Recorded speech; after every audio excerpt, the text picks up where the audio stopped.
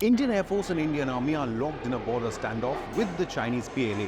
According to this report in the Tribune, the IAF is set to acquire 3 new airstrips in Uttarakhand to keep an eye on Chinese military bases in Tibet.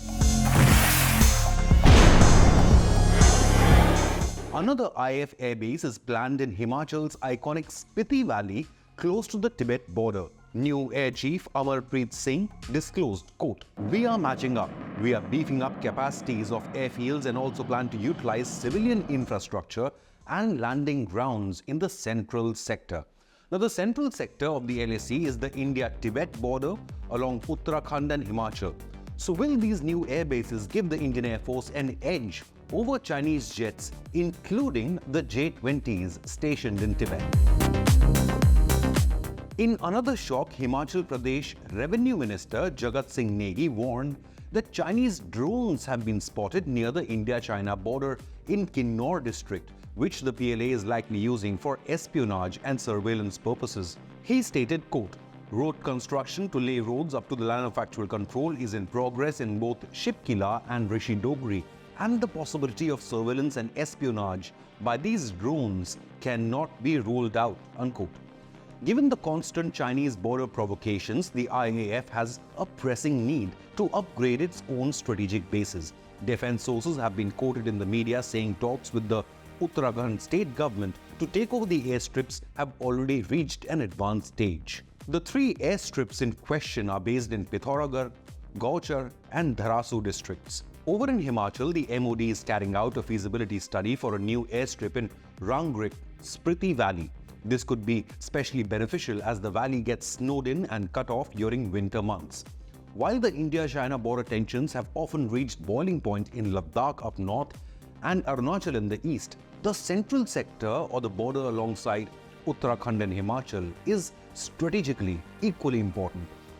Looking at Pithoragarh, nestled in the Kumaon Hills on the eastern flank of Uttarakhand, only 50 kilometers away from the Chinese border, already has an operational civilian runway. Gauchar in the central part of Uttarakhand is close to Kedarnath, while Dharasu is en route to the Gangotri Glacier in the northwestern part of the state.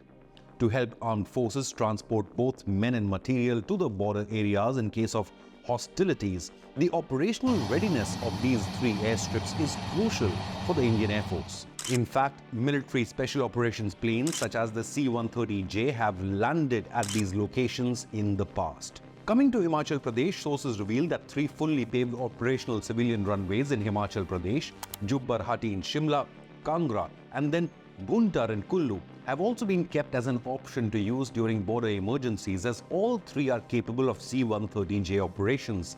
These airstrips have been finalized by the IAF, keeping their strategic locations in mind. For instance, an airfield in Rangrik in Spiti Valley could be crucial because across the LAC border lies Chepzi in Tibet.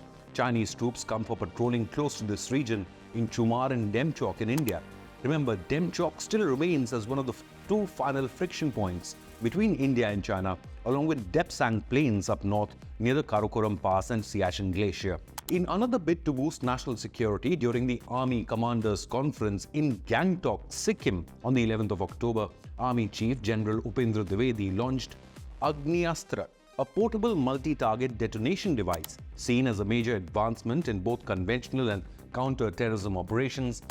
The device was designed and manufactured by Major Raj Prasad R.S. from the Indian Army's Corps of Engineers. A revolution in remote detonation, the Agniastra enhances the Army's readiness and operational effectiveness in modern warfare and represents a forward leap in Indian Army's technological capabilities.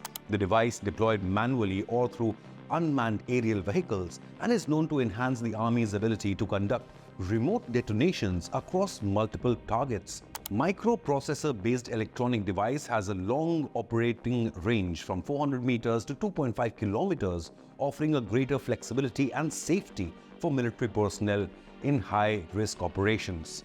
Offering a significant tactical advantage of targeting and destroying multiple locations with precision from extended ranges, the system is perfect for conventional warfare, counter-terrorism operations and IED destruction. Army also adopted the Exploder UGV or Unmanned Ground Vehicle.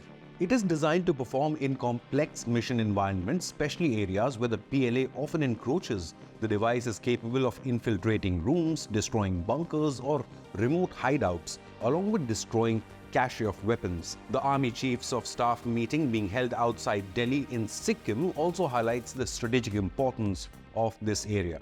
The Indian Army said the conference aimed to renew current operational preparedness, deliberate on critical strategies, and outline future directives with a focus on national security and technological advancements. The second phase of the conference is scheduled to be held in New Delhi, or the national capital, on the 28th and 29th of October. So is the Indian military prepared to counter any Chinese aggression? Leave a comment with your opinion, and for more defense news and geopolitics, subscribe to Inconnect News.